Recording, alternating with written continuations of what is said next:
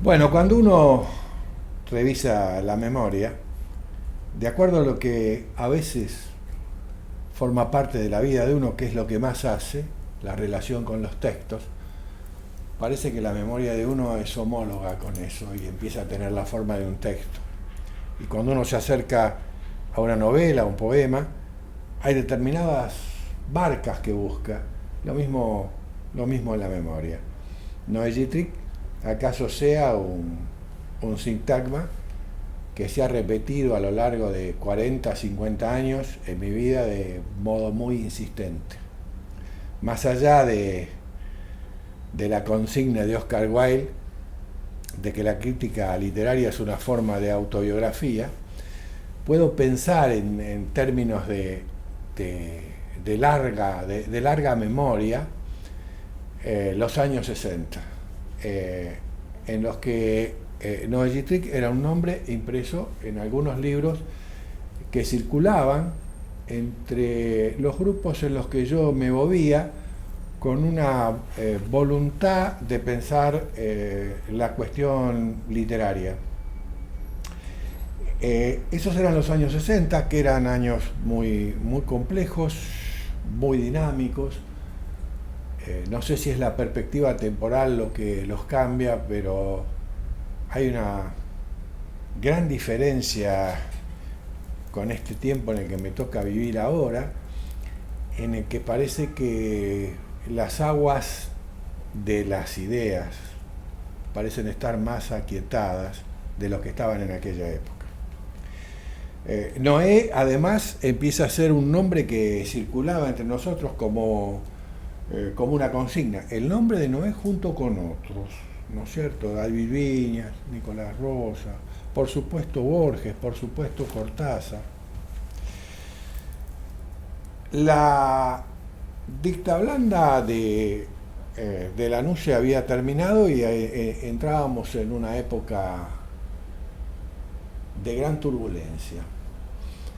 La llegada al gobierno del peronismo con Cámpora de presidente produjo en la carrera de letras en particular, yo en esa época estaba cursando la carrera de letras, un cimbronazo descomunal con el ingreso de algunas cátedras que producían una gran innovación, porque la carrera estaba absolutamente anquilosada en torno de un conjunto de conceptos de teoría literaria que no pasaban el principio del siglo XX, con un conjunto de autores muy reducidos.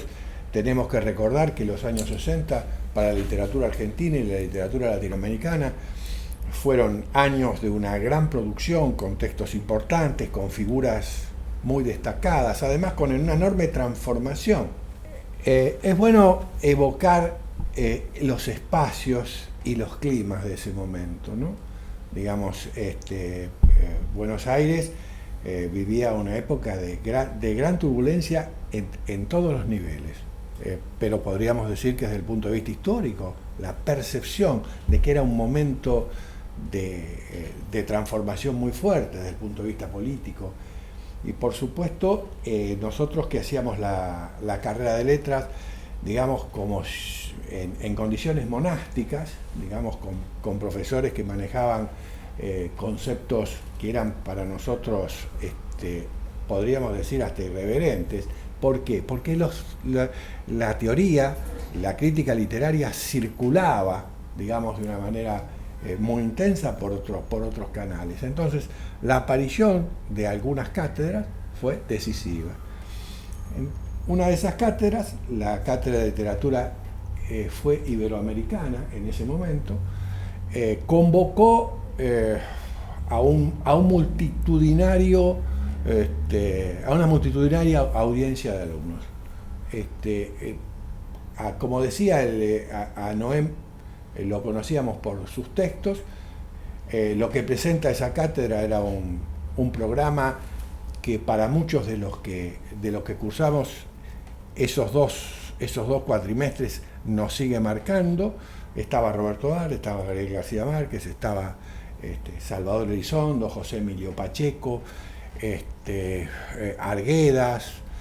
Había un equipo de gente que trabajaba con Noé, porque la cátedra tenía, yo diría, centenares de alumnos, ¿no es cierto? Eso fue decisivo, y el ingreso de un modo de pensar la literatura, de cruces entre la crítica y la teoría, muy fuerte. Ese es el momento en el que yo tomo contacto con Noé, y lo conozco, claro, él en tanto profesor, y yo formando parte de aquellos alumnos que no éramos pocos, de los que luego nos encolumnamos en torno de un modo de pensar las cuestiones que tenían que ver con la literatura. Bueno, ahí se produce ese dinamismo que hablaba de la historia y de la política, produce un corte. Noé tiene que exiliarse a México, y durante entre 12 y 15 años el modo de contacto que yo tenía, digo primera persona, pero nosotros, era por el seguimiento que hacíamos de la obra, de los libros de Noé, y, entre otros, porque cómo circulaba la obra de Noé, circulaba en forma de biblioteca, con constantes referencias a autores literarios o críticos o teóricos, que eran para nosotros muy movilizadores. Y cuando digo nosotros, me estoy refiriendo a un conjunto de gente que después, dispersos a veces por el mundo, como alguna vez me encontré con Marcelo Estrún, a veces con María del Carmen Rodríguez, con Omar Borré. Yo podría nombrar muchísima gente que evoca ese momento como un momento de corte en su modo de pensar la literatura. Bueno, la otra etapa es una etapa diferente, es una etapa de muchísima mayor intimidad que yo tengo con Noé, que es a partir de su regreso. Tengo la posibilidad de incorporarme a trabajar en la Cátedra de Literatura Latinoamericana, y poco a poco, por esas tentativas de los afectos, de las búsquedas, de las pasiones, nos fuimos acercando. Digamos, hicimos revistas juntos, hicimos jornadas juntos, dirigió mi tesis de doctorado. Yo recuerdo que el día que presenté el libro el libro que fue la consecuencia de esa tesis de doctorado, Noé dijo que estaba muy contento de que presentáramos ese libro, pero también eso significaba una pérdida, una cierta nostalgia de todas las conversaciones que habíamos tenido en torno de Onetti, a los que se suman otros. También nos pasó con la cuestión de Macedonio, y entonces ahí ya es bastante más complejo para mí establecer un deslinde entre las cuestiones que son propias de la profesión estrictamente y las cuestiones que son propias de la amistad, digamos, esas charlas que tenemos a veces por la mañana, la circunstancia de compartir la novela del corazón. Digamos, no me estoy refiriendo a la novela sentimental, sino a nuestros padecimientos físicos, y eso es de mucha cercanía, de intercambiar datos o preguntas acerca de determinados remedios, le otorga a nuestra relación una gran densidad. En definitiva, poco más, poco menos es lo que yo podría decir de Noé. Como dije al principio, si la memoria de cada uno, ¿cómo es la memoria de un relojero? ¿Cómo es la memoria, digamos, de un electricista? ¿Cómo es la memoria de un filósofo? ¿Cómo es la memoria de alguien que hace crónicas periodísticas? Yo tengo la idea que la memoria se parece, homologa sus rutinas, sus búsquedas.